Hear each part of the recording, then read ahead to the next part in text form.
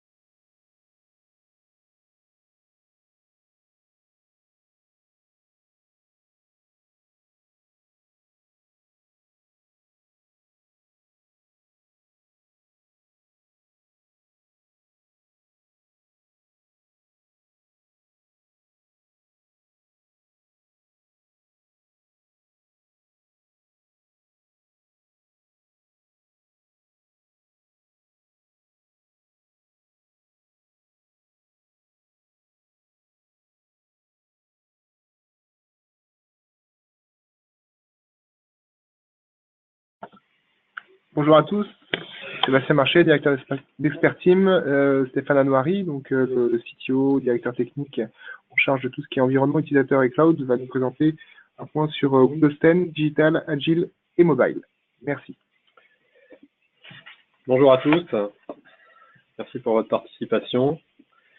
Donc effectivement, aujourd'hui on a prévu 1 heure de session pour vous présenter Windows 10 sous cet angle un peu nouveau, qui est finalement l'OS qui devient digital, agile et mobile. Et on verra ensemble que bon, il y a ces mots qui sont un peu à la mode, il y a une réalité avec Windows 10. Donc, on commencera par une petite présentation d'Expert Team pour ceux qui ne nous connaissent pas.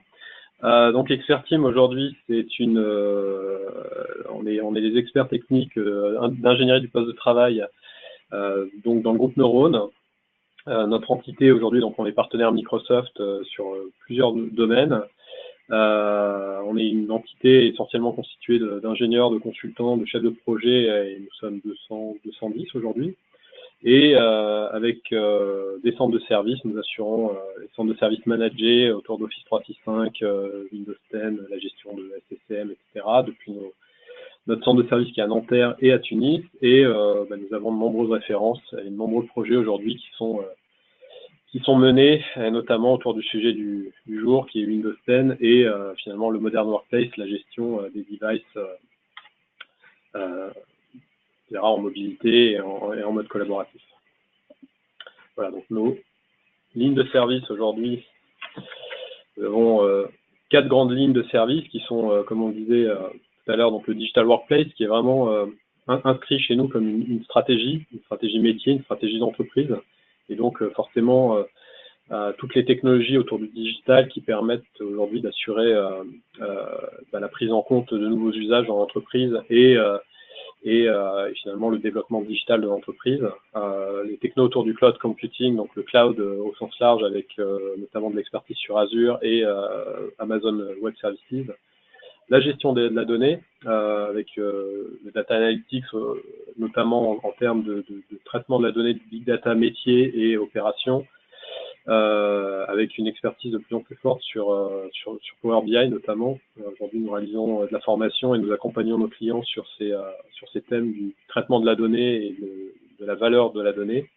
Et donc la partie IoT, Internet des objets, sur laquelle également nous menons différents projets dans l'industrie, et qui est forcément un donc de ces 4 piliers des technologies digitales et de notre offre.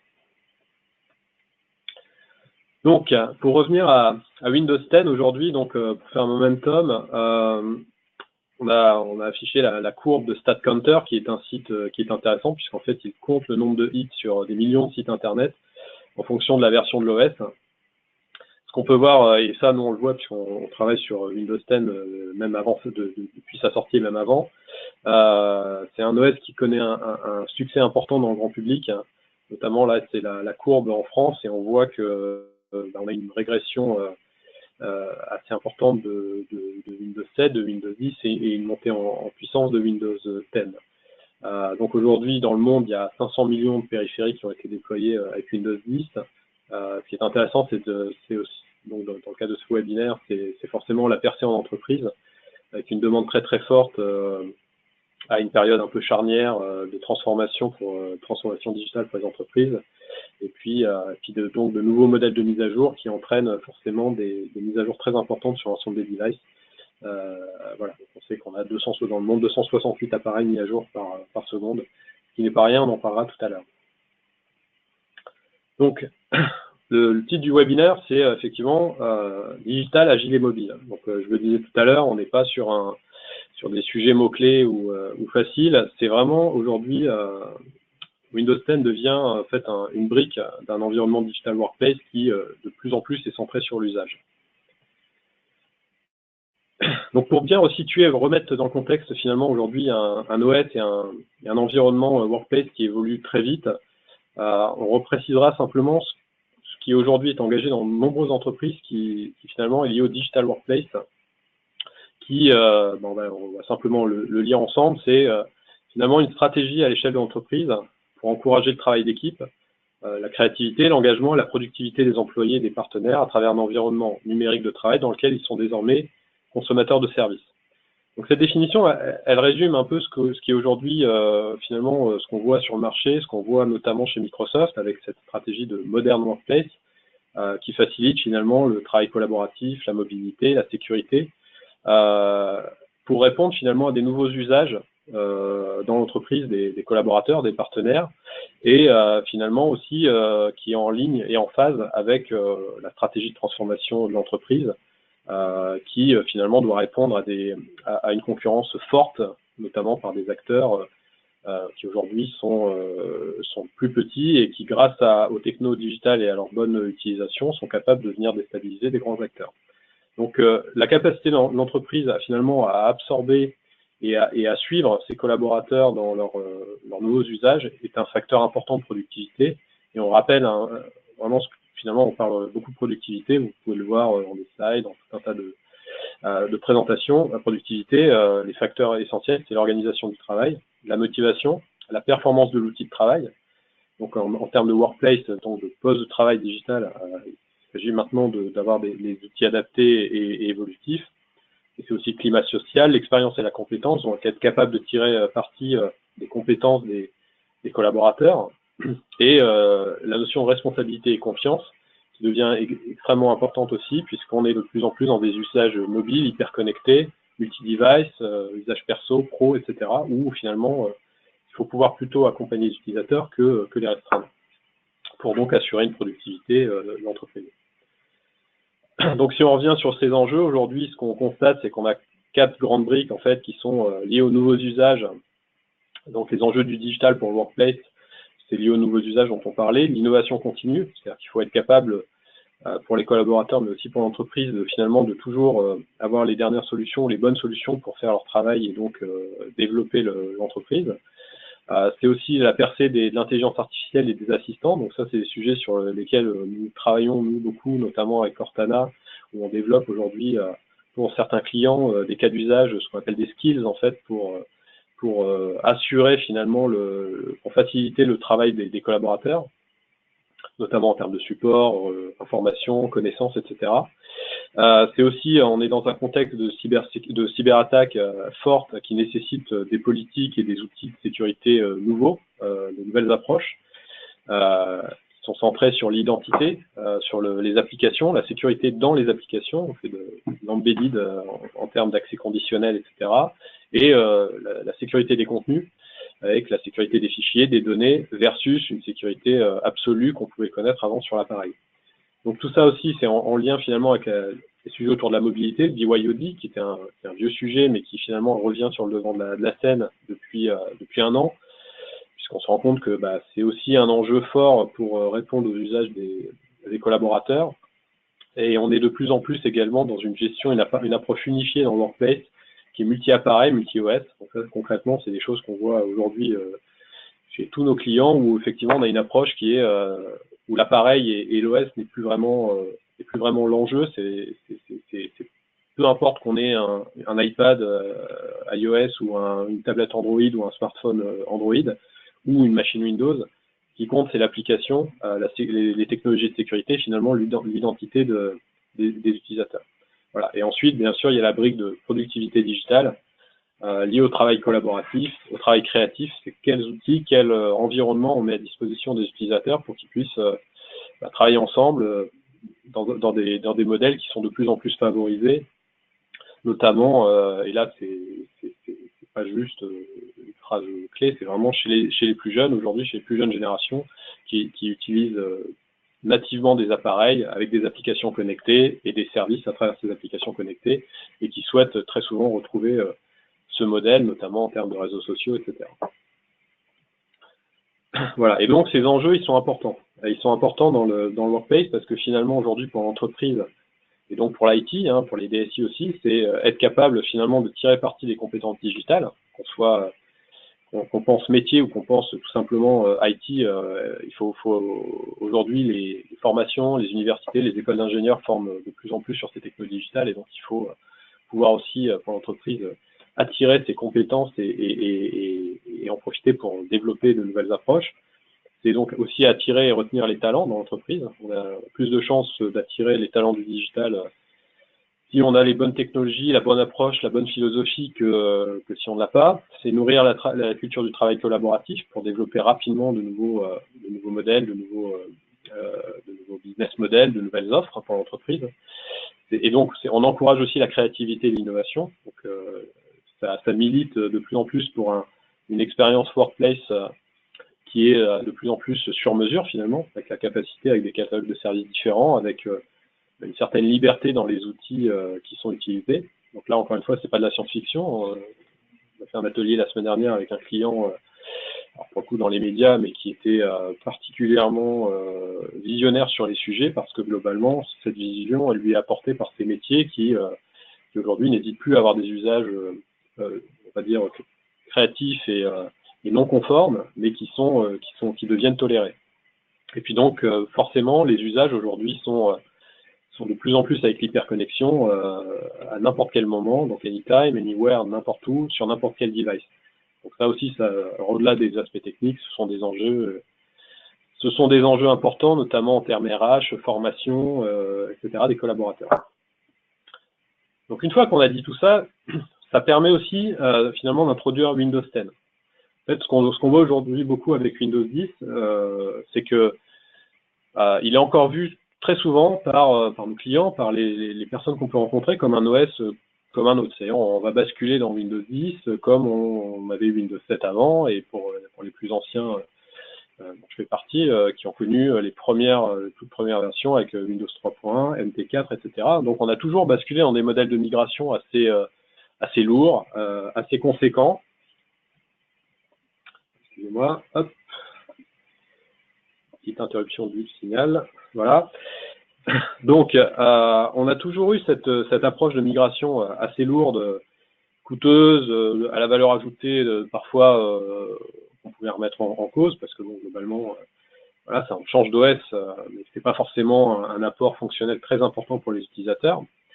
Et en fait, Windows 10 aujourd'hui change complètement on va dire, de paradigme, pour sortir un mot à la mode, où finalement on a un modèle qui devient vraiment digital. Et parmi cette approche, c'est que finalement Windows 10 devient un OS mobile.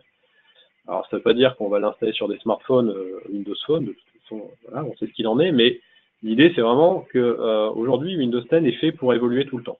C'est-à-dire qu'on a, comme dans le monde Apple, on a des mises à jour majeures, des mises à jour mineures, qui interviennent assez régulièrement, et surtout on a des approches qui sont nouvelles en termes de provisioning. Par exemple, aujourd'hui on intègre, Windows 10 intègre nativement donc bien sûr le store d'entreprise pour les applications, des solutions de sécurité qui sont très liées à l'usage en mobilité, avec notamment le Windows Information Protection, qui est un container qui va permettre de crypter les données entreprises pour les séparer des données personnelles. On a également l'intégration d'extensions MDM natives, donc on peut gérer Windows 10 intégralement en mode MDM et on n'a plus besoin par exemple de GPO ou d'éléments qui permettent de le gérer, de gérer sa sécurité, pardon. Et on se rend compte également que du coup lié à cette évolution et cette gestion mobile, on a de plus en plus un écosystème d'éditeurs, et chez Microsoft également, qui devient as a service. Donc on est vraiment sur des solutions à l'usage, donc sous forme d'abonnement dans le cloud prioritairement. Donc on le voit aujourd'hui chez AirWatch, la solution historique MDM qui devient Workspace ONE et qui milite pour la gestion unifiée. On a Mobile Iron qui a une offre également EMM qui est très avancée. SSM et Intune aujourd'hui en co-management qui permettent de gérer à la fois les devices on-prem et les devices en pleine mobilité de façon unifiée. La suite EMS, dont fait partie Intune, qui est finalement l'EMM de Microsoft, qui a connu une progression technologique et fonctionnelle extrêmement importante, et qui aujourd'hui en fait un outil réellement en concurrence avec les autres solutions de sécurité comme Defender ATP, etc. Donc on bascule de plus en plus donc vers une gestion unifiée hybride avec donc ces EMM, et donc on a finalement aujourd'hui la volonté pour de nombreuses entreprises d'avoir une approche de gestion multi-appareil avec les applications qui vont bien et de créer une continuité d'usage pour les utilisateurs. Et donc Windows, le deuxième point, c'est Windows as a Service. Donc ça c'est le vrai sujet aujourd'hui.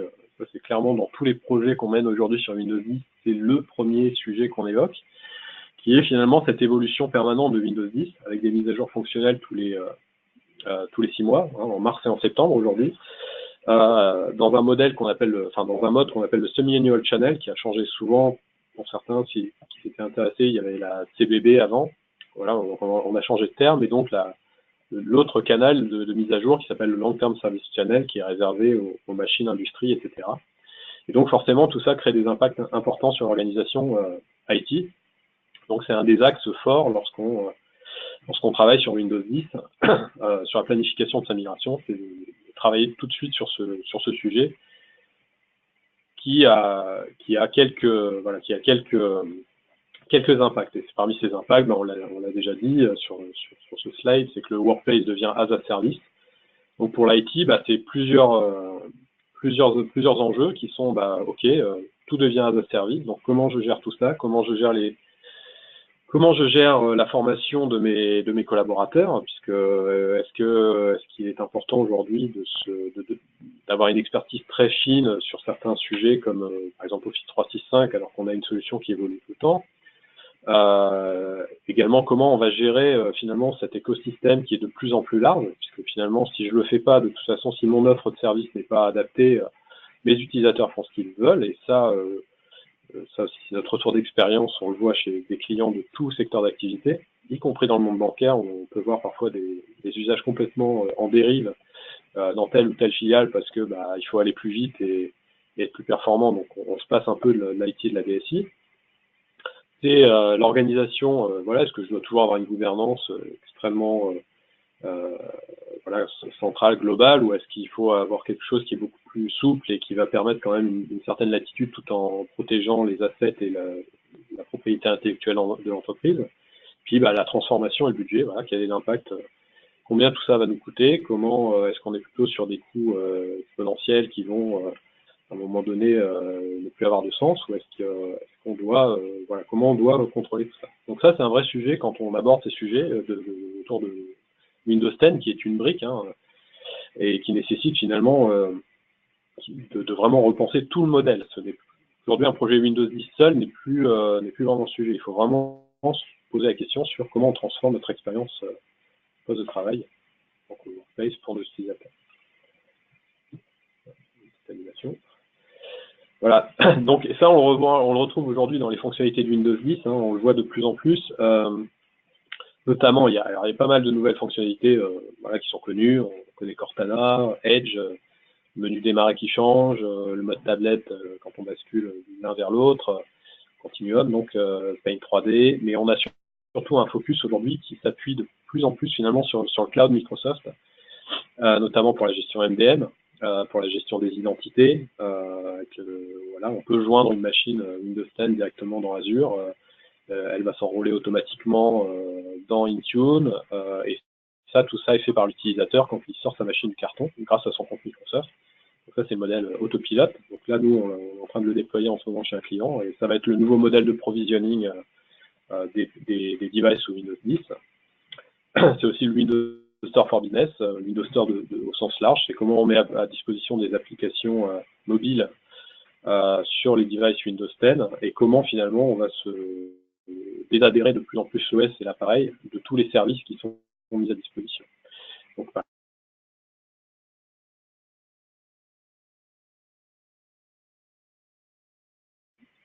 MicroCR donc la solution de sécurité proactive de Microsoft. Et également la suite Windows Analytics, qui aujourd'hui est un levier fort, notamment pour la gestion des devices. On en parlera un petit peu après. Donc concrètement, aujourd'hui,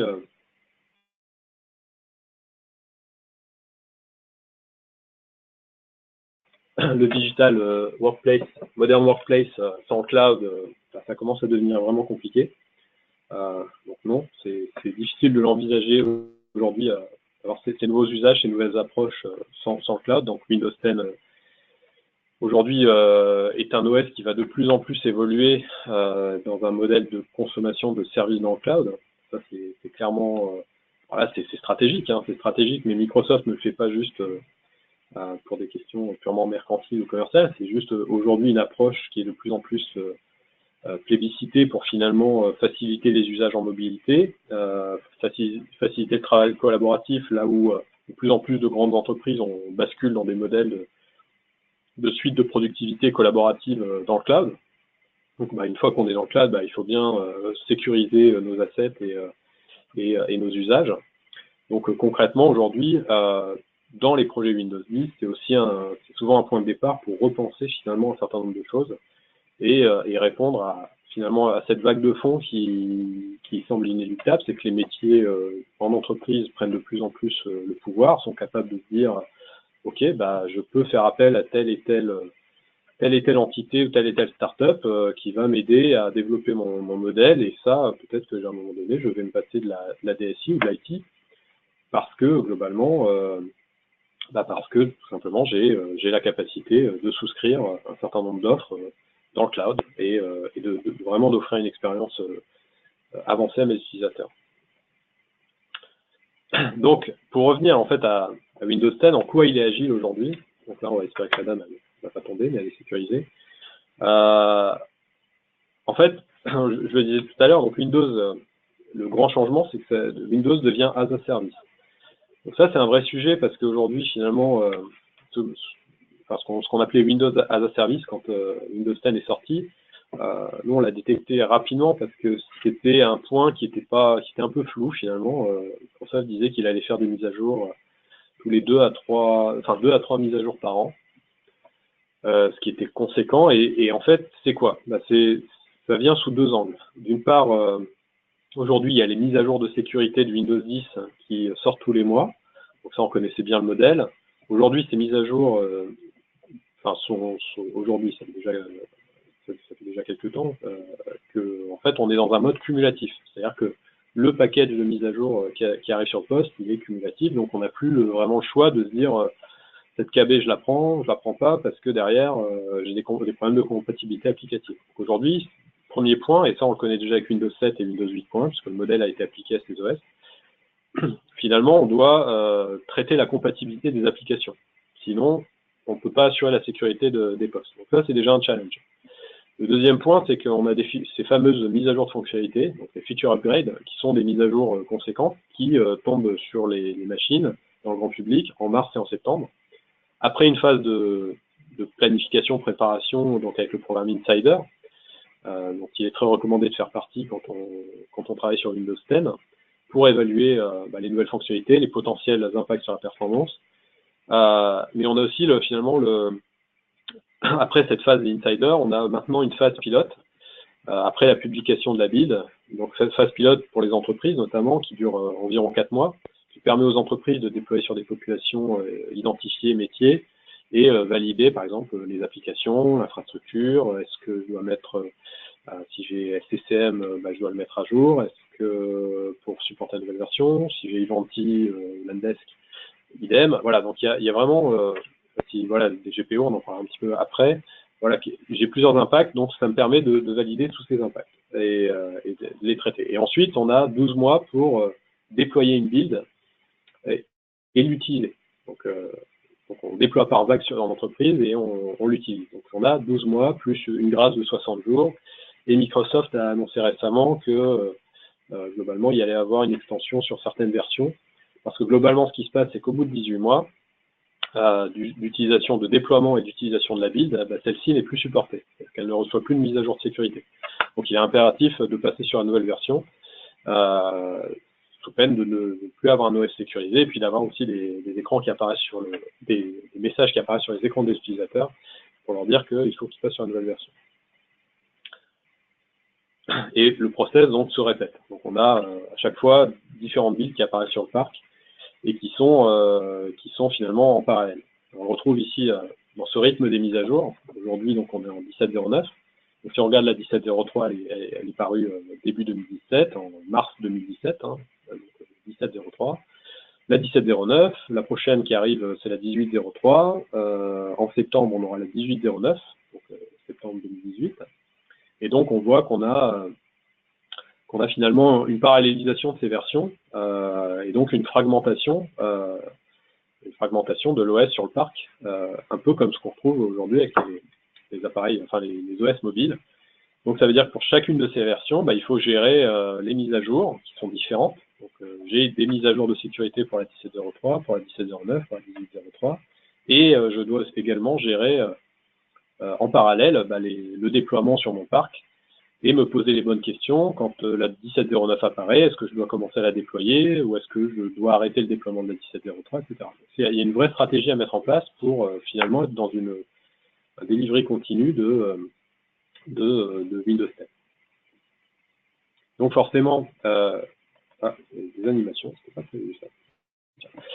Alors, donc il y a forcément des impacts quand on a une infrastructure on-premises, donc ça vient en lien avec ce qu'on disait tout à l'heure sur le fait que de plus en plus Windows 10 est une solution qui s'oriente vers du service, de l'usage. C'est que quand on a des infra on-premises, finalement on a plusieurs impacts. Le premier, c'est l'Active Directory, qui est lié à la sécurité. C'est que pour chaque version de Windows 10, on va avoir de nouvelles GPO, parce qu'on va avoir de nouvelles fonctionnalités de sécurité ou de nouvelles fonctionnalités.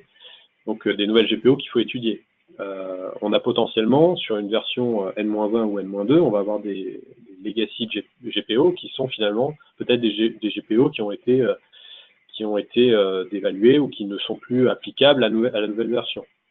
On a peut-être aussi des évolutions du niveau fonctionnel, parce qu'à un moment donné, Windows 10 nécessitera pour certaines fonctionnalités soit de faire de l'extension de schéma, soit de changer de niveau fonctionnel, donc de l'AD. Et donc, ça nécessite bien sûr à chaque fois d'avoir des GPO qui sont copiés dans le Central Store sur l'AD et pour la version cible de Windows 10. Et donc potentiellement, voilà, ça c'est une planification à faire. Ce qui n'est pas à rien, on sait dans la plupart des entreprises, toucher à l'AD, c'est toujours, en général c'est lié à la sécurité, dans certaines entreprises ça peut être complexe. On a également les impacts sur la sécurité. Donc, on le disait tout à l'heure, hein, les solutions aujourd'hui, si on a des EDR, des SIEM, ou tout simplement des antivirus classiques, ces solutions doivent être également adaptées. Est-ce que la version, ma version de McAfee PO supporte la nouvelle version de Windows 10? Oui, non, et dans ce cas-là, sous quel délai, etc. Donc il y a un vrai lien à faire avec les éditeurs des solutions pour s'assurer que les versions qu'on va déployer de Windows 10 sont compatibles avec les solutions de sécurité. On a bien sûr les applications, donc ça c'est le point essentiel de ce qu'on parle de Windows 10, c'est que on a un patrimoine applicatif en général d'applications tierces métiers ou d'applications développées en interne, on a les composants dans les navigateurs, on a tout un tas de choses. Ça, clairement, il faut identifier si on a une compatibilité assurée avec les nouvelles versions de Windows 10 et qu'on n'ait pas de régression sur les versions N-1, N-2, N-3.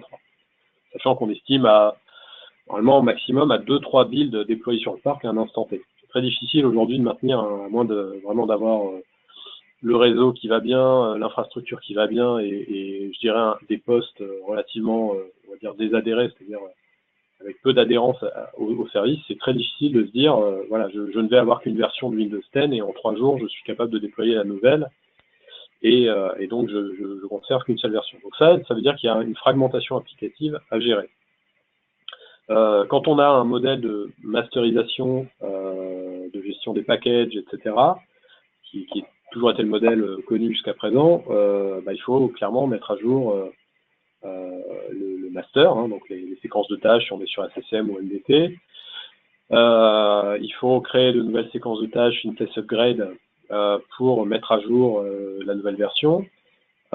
Et puis, globalement, on doit aussi se poser la question des différentes compatibilités de mon matériel, mes drivers, est-ce qu'ils sont toujours compatibles? Est-ce que la nouvelle version fonctionnera bien sur mon dernier HP ou Lenovo? Voilà, donc ça, c'est des questions à se poser. Et donc, forcément, il y a également toute la partie, on disait, infrastructure, tout à l'heure, qui est liée finalement à la mise à jour des infra type SCCM. Donc, ça, c'est le point, c'est la solution qui aujourd'hui est quand même très déployée pour gérer Windows 10. C'est Windows SCCM Current Branch évolue 2 à 3 fois par an. Donc, il y a une mise à jour en in-place upgrade à faire qui va nécessairement nécessiter un peu de planification. Si on est chez Ivanti, on a idem la mise à jour à effectuer régulièrement pour s'assurer qu'on est capable de pousser la mise à jour, la nouvelle mise à jour. Voilà, donc nous, par exemple, ça nous a incité à développer des outils autour d'Ivanti, notamment avec l'intégration MDT dans les séquences de tâches et dans le provisioning OSD de l'Andesk Ivanti pour faciliter ces mises à jour. Voilà, donc il y a pas mal de sujets à chaque nouvelle build qui nécessitent forcément de se réorganiser un peu, ou en tout cas de voir les choses sous un autre angle en termes d'approche et de mise à jour. Parce que globalement, ce qui se passe, si on ne traite pas ça, si on fait rien, en gros, parce que c'est souvent la question en fait qu'on a, c'est si on fait rien et si on laisse faire, après tout les applications, on verra bien, on sera en mode réactif, et puis nos utilisateurs, surtout, ils se prendront la mise à jour et puis on verra bien ce qui se passe. Bon, la réalité, c'est que déjà, si on fait rien et qu'on n'a pas une solution de gestion administrée des mises à jour, on se retrouve dans le premier écran. C'est-à-dire qu'on va avoir un device qui ne sera plus sécurisé. Donc là, je souris, mais je ne vous dirai pas sur quel type de device est pris cet écran, mais c'est dans une entreprise où la sécurité se veut importante. Là, clairement, on avait un device qui, globalement, ne recevait plus de mise à jour depuis déjà quelques temps. Et donc voilà, il y avait un écran sur le bureau de l'utilisateur et globalement, si je fais rien, mon device n'est pas sécurisé.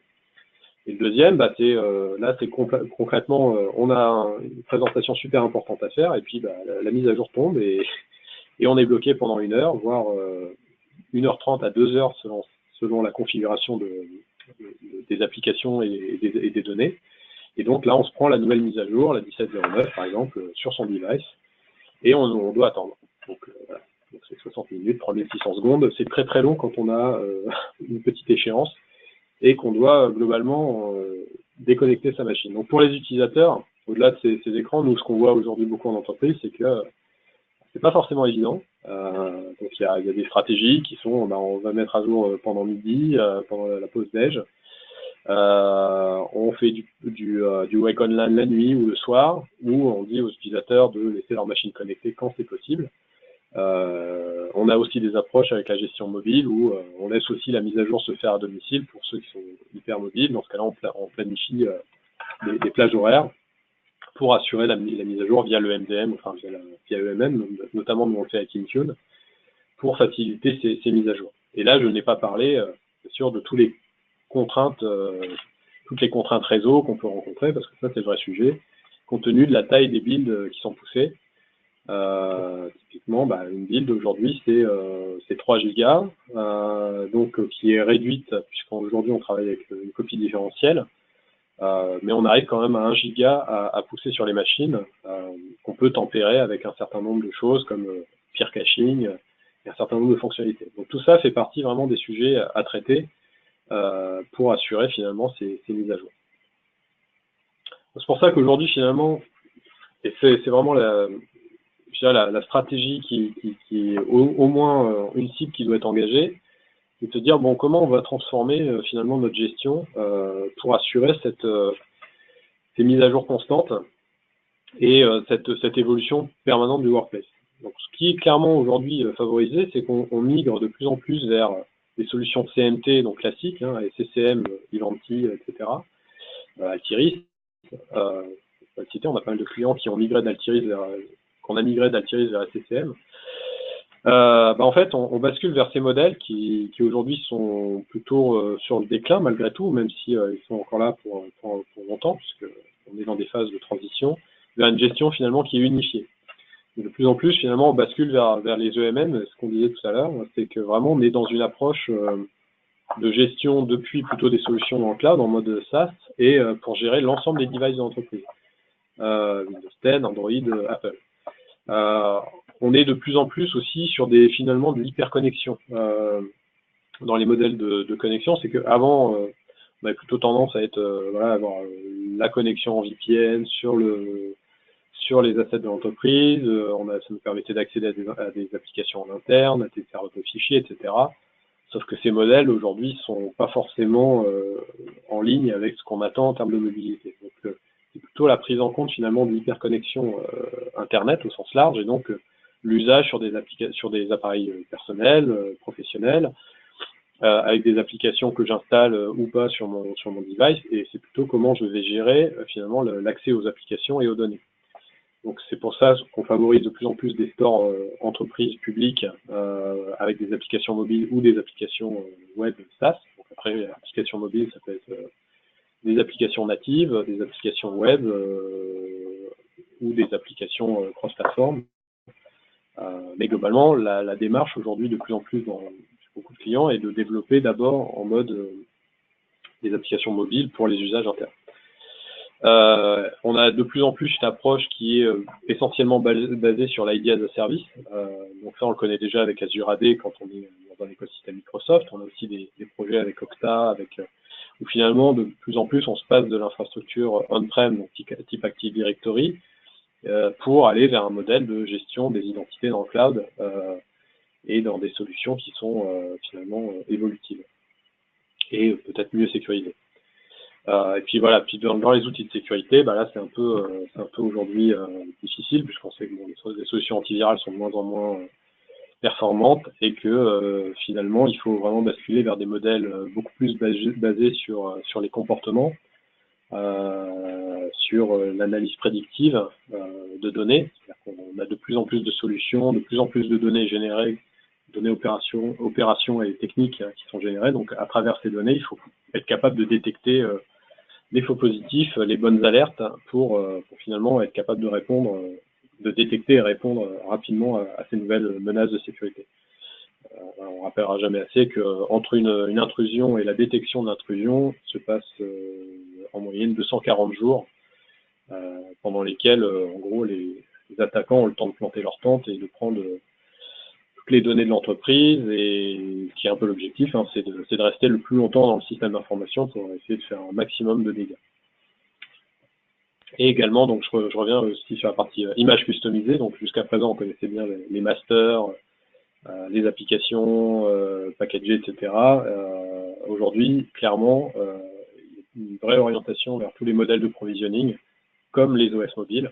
En gros, j'envoie un appareil à mon utilisateur, il le sort du carton, il se connecte avec son compte, Microsoft par exemple, dans le cas d'Azure, et globalement, c'est à peu près tout ce qu'il a à faire, puisque son device ensuite est automatiquement enrôlé, reçoit la stratégie de sécurité entreprise, les applications, et quel que soit le device. Donc je n'ai plus de master à gérer, et je n'ai plus de toutes ces, pas dire problématiques, mais tous ces modèles qui ne sont plus à gérer. Voilà. Donc, rapidement, c'est ce qu'on a déjà dit, donc Windows 10 aujourd'hui est un OS mobile. Toute la sécurité aujourd'hui autour de Windows 10 est centrée sur une gestion en mobilité. Voilà, on a Device Guard pour tout ce qui est gestion des applications, notamment sur certains types de machines. Les Credential Guard qui encore une fois mettent l'accent sur la gestion de l'identité, la non-compromission des mots de passe, l'arrivée de Windows Hello aussi qui enfin vise à supprimer cette ignominie que sont les mots de passe et en termes de sécurité.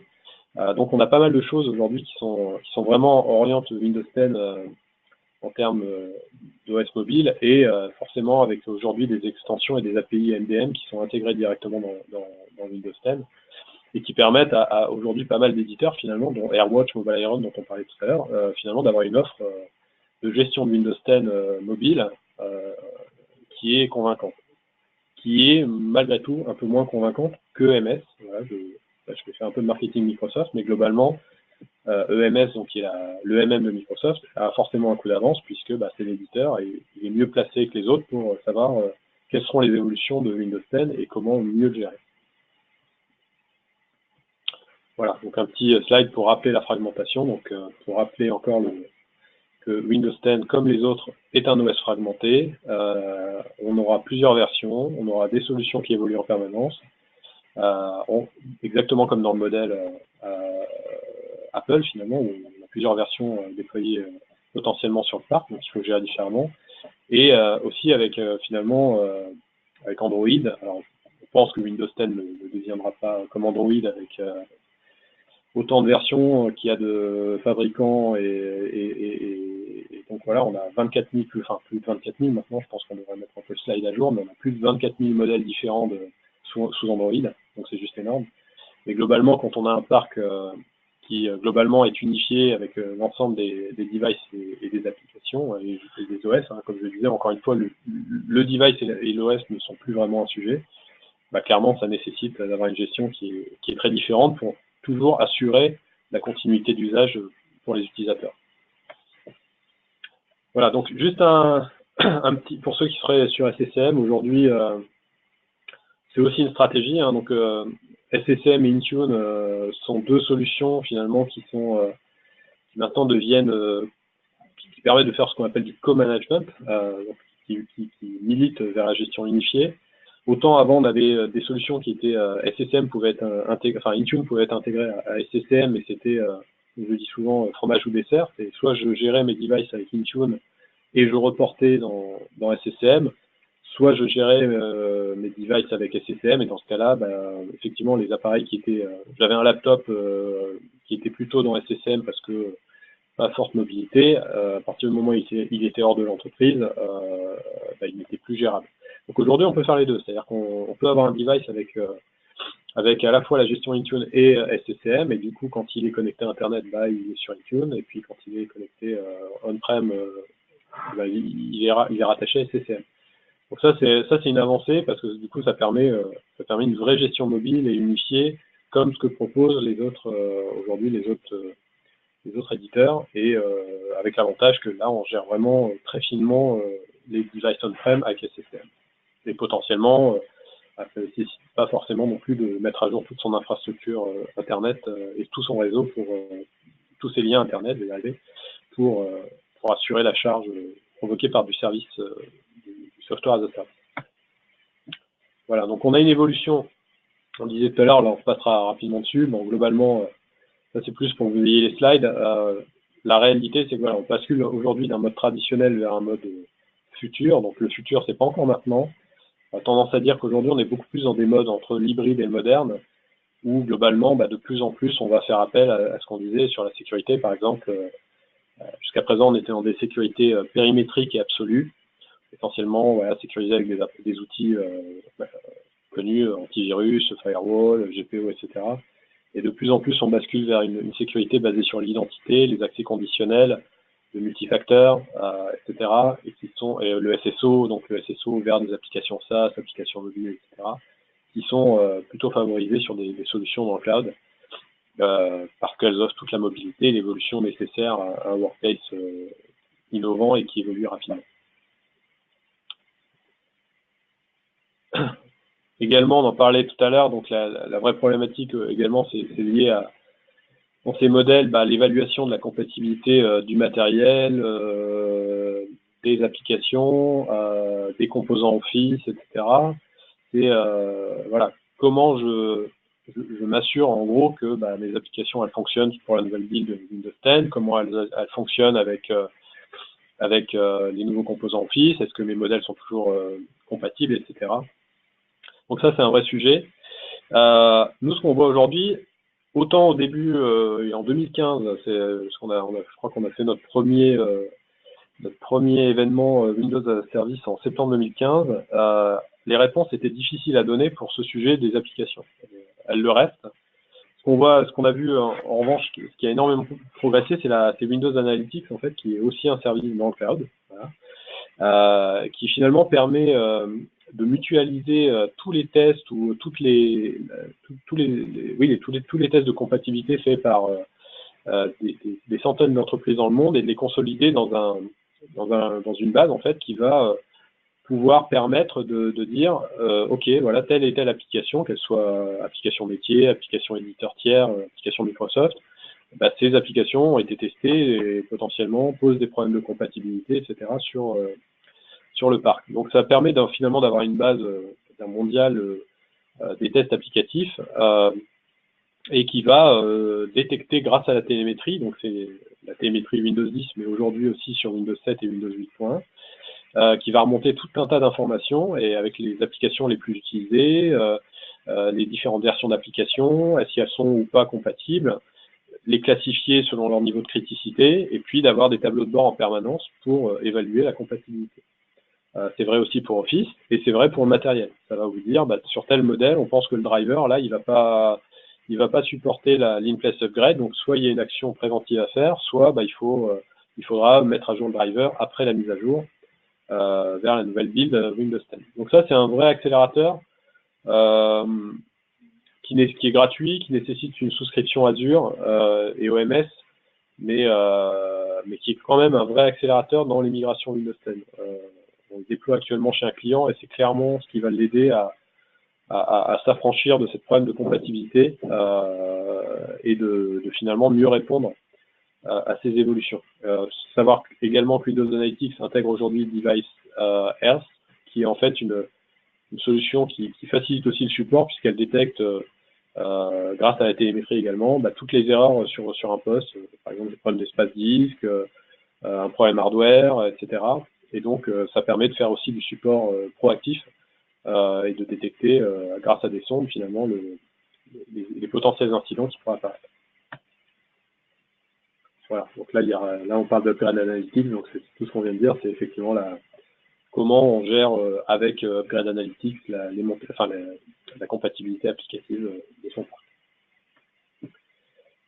Un mot sur la sécurité et gestion, donc on est à peu près dans les temps. Donc aujourd'hui, comme on le disait, la sécurité c'est le point fort et c'est souvent même un argument pour finalement aller vers une modernisation du workplace et c'est aussi un argument pour Windows 10 finalement.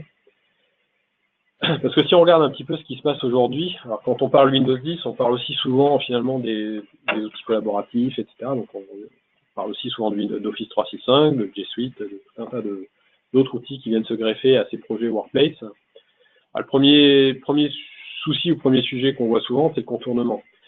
En clair, j'ai un compte Office 365, je me connecte en 4G avec mon téléphone, j'ai un device perso.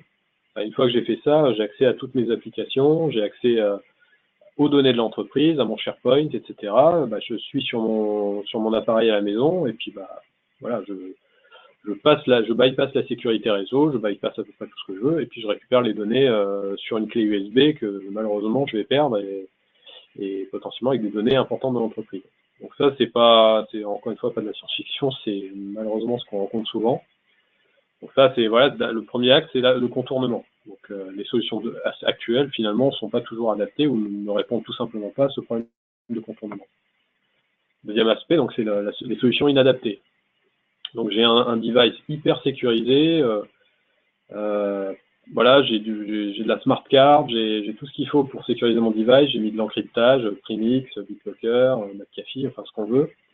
Puis au final, j'ai déployé Office 365, mais c'était pas forcément la même équipe. Donc du coup, ils ont déployé Office 365, tout le monde est content, seulement mes utilisateurs, comme la première image, ils font du contournement. Donc ils sont capables de se connecter à leur OneDrive sur leur device perso, puis au final, les données de l'entreprise, elles fuitent quand même, et je sais pas les contrôler. Et le troisième axe, c'est aujourd'hui une tendance à la multiplication des solutions. C'est-à-dire que j'ai plein de solutions possibles qui se recouvrent, mais au final, j'ai pas mis en place la bonne politique et la stratégie, et donc du coup, voilà, j'ai plein de, comme disait un client il n'y a pas très longtemps, j'ai des solutions de sécurité, j'en ai plein dans mon armoire, mais globalement, il n'y en a aucune qui marche, et on est très embêté parce que voilà, ils ont été attaqués, et ça, c'est un vrai sujet qui leur a fait prendre conscience qu'il faut passer à de nouveaux modèles. Et encore une fois, les outils, c'est un positionnement, mais les outils ne servent à rien et sont généralement inefficaces. Même les outils modernes. Après, le vrai sujet, tant que ça, c'est quelle politique et quelle stratégie je mets en place en termes d'hygiène d'usage utilisateur, etc. Donc ça, c'est un vrai sujet bien plus large que des solutions de sécurité. Parce qu'en termes de maturité, on parle souvent de maturité des utilisateurs, la puissance des utilisateurs et leurs usages digitaux. En réalité, aujourd'hui, on est sous la mitraillette des malwares et des attaques en tout genre avec une progression qui est énorme. Des budgets sécurité, contrairement à ce qu'on peut dire parfois, qui sont pas tellement en hausse en fait, ils sont même plutôt en baisse, voire constants, malgré toutes ces attaques, même sur des entreprises qui ont été attaquées fortement. Et il y a toujours cette étude qu'on aime bien qui a été faite par une grande université allemande, la Friedrich Alexander Universität, qui a été fait par un chercheur qui a démontré qu'en fait, malgré le fait que des utilisateurs étaient au courant qu'il ne faut pas cliquer sur un lien qu'on ne connaît pas dans un mail, à la fin du test, plus de la moitié des utilisateurs avaient quand même cliqué. Enfin, même plus que la moitié, quasiment la majorité des utilisateurs avaient cliqué sur le lien.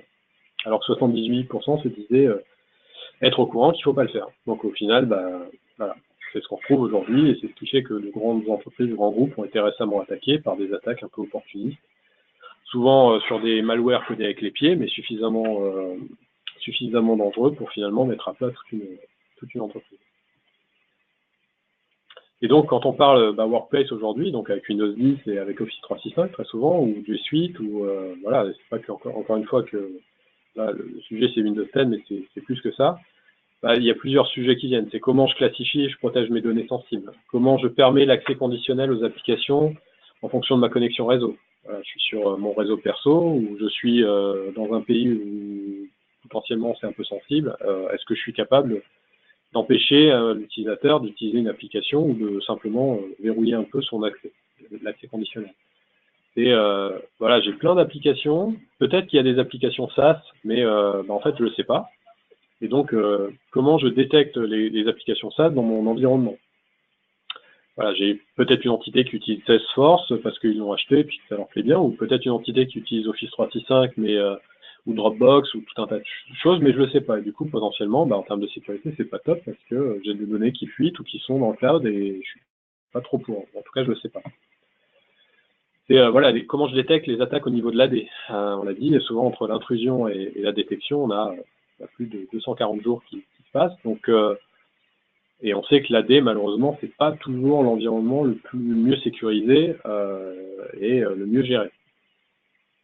Pas de message, c'est une constatation. Voilà, est-ce qu'on doit lutter contre le shadow IT? Est-ce qu'on doit garder comment avoir une visibilité sur l'usage des solutions SaaS? ne serait-ce que pour valider que mes utilisateurs ne vont pas utiliser des comptes, et puis quand le collaborateur s'en va, je ne sais pas qui utilisait quoi, et au final, j'ai peut-être aussi des fuites ou de l'espionnage industriel qui peut apparaître. Voilà. Et donc, différentes questions qui sont aussi liées à l'usage des données des applications sur les terminaux personnels, on l'a dit, et comment finalement je dois renforcer ma sécurité, ma politique de sécurité est-elle adaptée. Et donc, la vraie question, c'est en gros, aujourd'hui, quand on planifie un projet, donc que ce soit Workplace, Windows 10, Office 365, c'est voilà, est-ce que la façon dont on gère tout ça est-elle encore adaptée aux nouveaux usages et à ce qu'attendent nos utilisateurs? Bon, la réponse, je peux déjà presque la donner, c'est en général non. C'est-à-dire qu'on voit bien, malgré toute la gouvernance et je dirais les règles qu'on peut donner, à un moment donné, c'est aussi des sujets très stratégiques dans l'entreprise. Et il s'agit aussi de sujets RH, formation, etc. Est-ce qu'on peut empêcher les gens de finalement venir avec une certaine maturité d'usage, et est-ce qu'on va aller vers de plus en plus de limitations? La réponse est clairement non. Donc il faut vraiment transformer la façon dont on gère la sécurité de tous nos appareils. Voilà, donc on le disait, après on bascule. Je commence à avoir un peu de retard, donc on va avancer un peu, mais globalement, il faut vraiment passer d'une méthode en termes de sécurité, c'est pour ça qu'on retrouve toutes ces solutions dans Windows 10, du château fort à l'aéroport, c'est-à-dire qu'avant on considérait, pour résumer, que la menace ne pouvait pas venir de l'intérieur. En fait, très souvent, la menace vient de l'intérieur, on l'a vu tout à l'heure, il suffit que l'utilisateur un peu trop curieux clique sur le mauvais lien, et au final, le château fort s'effondre. Donc, en fait, on bascule de ça vers finalement un modèle en aéroport couplé à de la défense en profondeur. C'est-à-dire que quand vous êtes dans un aéroport, on vous empêche pas, on vous met pas tout de suite des mesures de sécurité hyper drastiques, etc. Et plus vous allez vous approcher finalement de l'avion, plus la sécurité va être renforcée. Et donc, au final, c'est un peu aujourd'hui ce qu'on tente d'atteindre, c'est que finalement, plus on accède à des assets hyper importants de l'entreprise, plus on va créer des modèles qui sont finalement liés à l'identité de l'utilisateur, et on va considérer que ces assets aujourd'hui, c'est les applications et les données. Donc il faut être capable aujourd'hui de laisser cette liberté de circulation, cette mobilité, et d'avoir des secteurs et des segments en fait où on va progressivement renforcer la sécurité. Donc avoir aussi une approche prédictive en échantillonnage. Le but c'est pas d'empêcher tout le monde de travailler. Donc ça c'est un sujet très vaste, mais globalement c'est un peu l'idée. Voilà, et donc en fait, en lien, donc pour revenir sur Windows 10, parce que c'est quand même le sujet, c'est qu'aujourd'hui, quand on regarde tout ce que propose Windows 10 en termes, en tout cas le stack sécurité de Windows 10, on retrouve tous ces sujets. D'une part, on a de plus en plus, aujourd'hui, alors il n'y a pas que Windows Defender ATP comme EDR dans le monde, il y en a tout un tas d'autres, Sentinel-1, etc. Mais globalement, on s'approche de plus en plus vers des solutions finalement de détection et des comportements en fait, plutôt que de la sécurité absolue. Donc on va être comment je détecte et comment je suis capable de répondre. Alors, côté réponse, on va pas en parler aujourd'hui, mais c'est plutôt un sujet d'entreprise. C'est également de plus en plus on va se baser sur des solutions EMM. Donc dans l'écosystème Microsoft, on a EMS, donc la solution EMM. Et dans Windows 10 en soi, on va avoir une nouvelle solution, notamment avec DeviceGuard, qui va permettre de mieux gérer finalement la sécurité des applications et de ce qu'on exécute sur les machines. On a Credential Guard qui renforce la sécurité sur les compte, les comptes. On a Windows Hello for Business aujourd'hui, qui est la solution qui va permettre de sécuriser les mots de passe en TPM et avec de nouvelles méthodes d'authentification biométrique, etc., notamment en reconnaissance faciale, qui permet de se passer des mots de passe. On ne répétera jamais assez les mots de passe, voilà, il y a longtemps qu'on aurait dû s'en passer, mais c'est comme ça. Il y a une Windows Information Protection, notamment, qui permet de containeriser les données d'entreprise. Donc, quand j'ai une donnée d'entreprise, elle est encryptée automatiquement avec EFS, et en cas de perte du device, si c'est un device perso, on pourra pas accéder à ces données. Voilà, et donc toute une pile de sécurité en fait qui aujourd'hui est complètement en lien avec tous ces sujets, et donc forcément, on le disait tout à l'heure, Windows Hello for Business, ça va s'appuyer aussi sur le cloud, donc sur Azure Active Directory, ou sur Intune, ou sur voilà, sur d'autres solutions qui la supporteront, mais aujourd'hui ça reste quand même une solution globalement qui est dans le cloud, malgré le fait qu'elle est intégrée nativement dans l'OS. Donc pour la gérer, il faut les outils, il faut SCCM, il faut, on peut dire EMS ou Azure AD. Et puis on a on-prem, on a aussi des solutions qui sont apparues, notamment on parlait de la sécurisation de l'AD, on l'a avec ATA, qui de la même façon est une solution de détection des comportements douteux, d'accès à l'AD. Par exemple, je suis ce matin à Paris et puis cet après-midi je tente un accès sur mon AD depuis Shanghai, ou tout autre pays, la Russie par exemple. Et dans ce cas-là, effectivement, j'ai peut-être un souci. Sauf qu'avant, pour le détecter, c'est pas forcément évident si j'avais pas les bons outils avancés, type SIEM, Firewall, Next Generation, etc. Donc, ATA, c'est une solution on-prem qui va justement permettre de sécuriser l'AD et donc potentiellement mes accès vers des solutions type ID as a Service comme Azure AD. Voilà. Et donc, dans les projets Windows 10, ce qu'on voit aujourd'hui, donc je dépasse un peu, 2-3 minutes. J'ai mon timekeeper, voilà, je regarde. Aujourd'hui, ce qu'on voit beaucoup, en fait, la cible à atteindre quand on part de Windows 7, c'est Windows 10. C'est vrai que si vous regardez un peu, même, et je vais certainement contribuer à tout ça, je vous ai parlé de beaucoup de solutions de Microsoft, etc. Mais globalement, la cible, en général, c'est de se dire, on va passer, pour mieux sécuriser, on va faire du device guard. Alors, sur le papier, c'est sympa, device guard, mais c'est un projet dans le projet, c'est particulièrement complexe, mais ça permet quand même de bien sécuriser les applications que je veux utiliser. Donc, dans certains contextes, c'est plutôt intéressant. Je vais mettre en place Windows Hello, qui est donc cette nouvelle façon de s'authentifier à Windows et donc au service aussi, pas que Windows. C'est Windows Information Protection, donc c'est la partie container, donc qui permet de sécuriser les données de l'entreprise sur un device Windows 10. Et après, voilà, donc ça c'est un peu la cible. Seulement, ce qu'on voit beaucoup aujourd'hui, finalement, c'est qu'on est dans des modèles intermédiaires, où finalement, dans un premier temps, on va, dans les projets Windows 10, c'est ce que nous recommandons régulièrement, voilà, si on passe en Windows 10 en une place upgrade, ou pas, même si on fait une installation classique, finalement, on va plutôt privilégier des projets assez simples de sécurité qui sont liés à Credential Guard, et puis on va mettre en place aussi les fonctionnalités donc autant de Cortana, Store, etc.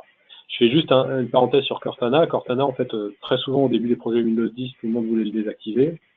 C'est de moins en moins vrai parce qu'au final, je disais tout à l'heure, il y a Cortana, il y a pas mal de cas d'usage super intéressants qui permettent finalement de rentrer dans cette stratégie où on veut faire venir l'information à l'utilisateur, donc à travers une phrase très simple. Voilà, on peut aujourd'hui, c'est ce qu'on fait, on est capable de développer avec le SDK Cortana des solutions qui vont permettre de réserver des salles de réunion, qui vont permettre avec une phrase simple d'aller chercher une information et de la faire venir à l'utilisateur, à travers une phrase simple d'aller chercher dans les logs, je sais pas, j'ai besoin de connaître le taux de conformité de mes postes de travail, donc là c'est plutôt pour les titres de mes postes de travail dans SCCM ou EMS, dans Intune par exemple, je tape la phrase et globalement Cortana va orchestrer tous les services pour être capable de retrouver l'information et vous présenter un tableau de bord sous Power BI qui vous donne le taux de conformité. Voilà. Si vous refaites les opérations manuellement, je pense que le temps de se connecter au serveur SCCM, d'exécuter le rapport ou la console, etc.,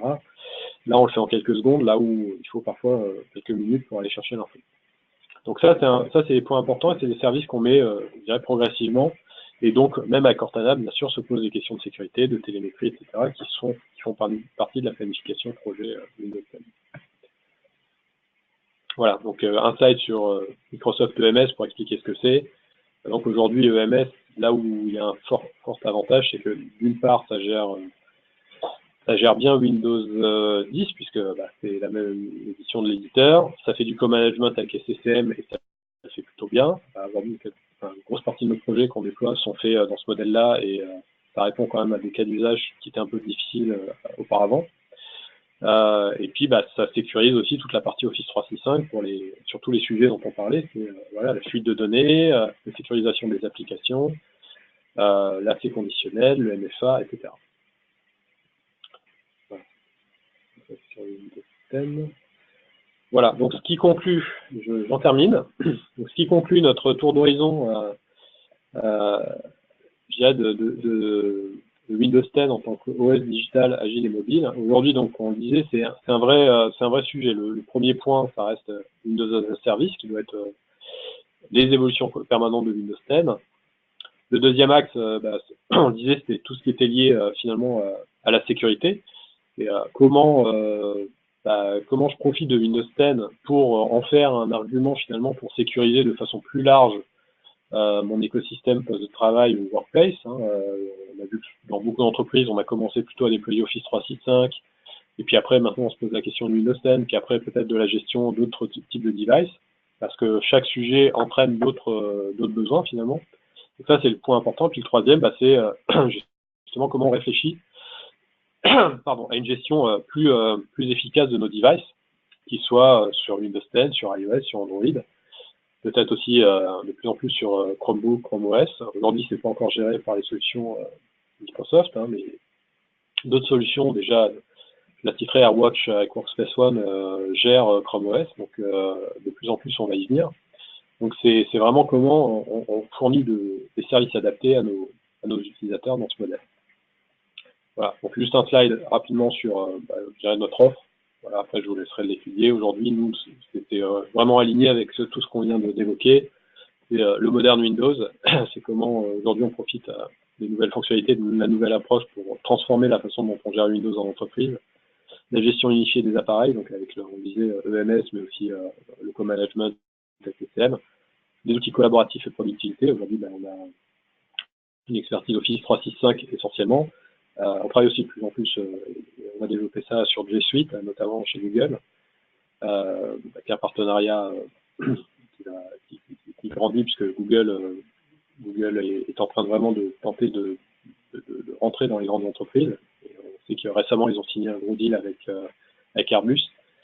Donc voilà, donc ça, il y a pas mal de sujets autour de ça. Puis bon, bien sûr, sur la sécurité, donc c'est vraiment la sécurité Windows, la sécurité moderne autour des devices et de la sécurité Office 365.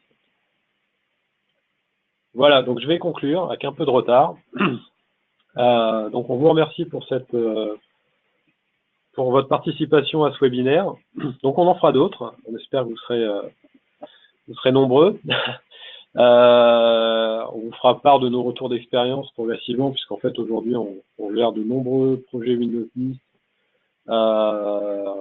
et SCCM. Donc concrètement aujourd'hui les entreprises sont en train vraiment de basculer pour différentes contraintes, on l'avait dit. Il y a des aspects de modernisation, il y a aussi pour certaines des aspects de renouvellement de matériel avec de nouveaux types de processeurs qui poussent vers Windows 10, etc. Donc il y a pas mal de sujets. Donc régulièrement vous aurez de nouveaux vous aurez des nouvelles de notre part, et on fera différents webinaires sur des sujets bien plus précis, notamment sur la sécurité ou sur la gestion, où on ira plus en profondeur sur ces sujets. Voilà, donc je vais conclure. Merci beaucoup pour toutes ces infos, très riches. Et puis si vous avez la moindre question, vous avez nos coordonnées qui étaient finalement dans les mails qui ont pu être envoyés pour pouvoir répondre à vos questions. Merci. Merci à vous.